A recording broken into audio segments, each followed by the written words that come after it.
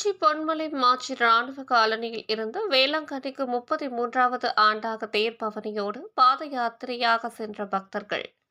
நாகை மாவட்டம் வேளாங்கண்ணியில் ஆண்டுதோறும் உலக பிரசித்தி பெற்ற வேளாங்கண்ணி மாதா ஆலயத்தில் செப்டம்பர் மாதம் தேர் திருவிழா நடைபெறுவது வழக்கம். அதன்படி கடந்த 29ஆம் தேதி கொடியேற்றத்துடன் திருவிழா துவங்கியது.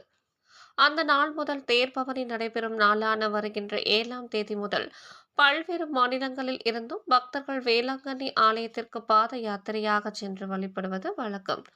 இந்த நிலையில் திருச்சி பொன்மலை மாச்சி ராணுவ காலனியில் திரு இருதய ஆண்டவர் ஆலயம் உள்ளது. இந்த ஆலயம் அப்பகுதி கிறிஸ்தவர்களின் முக்கியமான ஆலயங்களில் ஒன்றாகும்.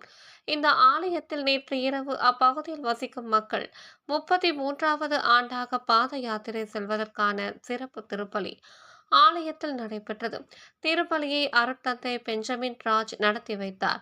பின்னர் மின் அலங்காரத்தால் அலங்கரிக்கப்பட்ட வேளாங்கண்ணி மாதா தேர் பவனியை ஜெபம் செய்து துவக்கி வைத்தார். பின்னர் 50க்கும் மேற்பட்டோர் தேர் பவனியோடு புறப்பட்டனர்.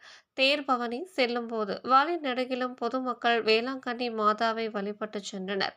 இந்த நிகழ்ச்சிக்கான ஏற்பாடுகளை ஜான் பீட்டர், நக்கீரன், மதி, சுரேஷ், டொமினிக், சகாயம், டிங்கிலி ஆகியோர் செய்திருந்தனர்.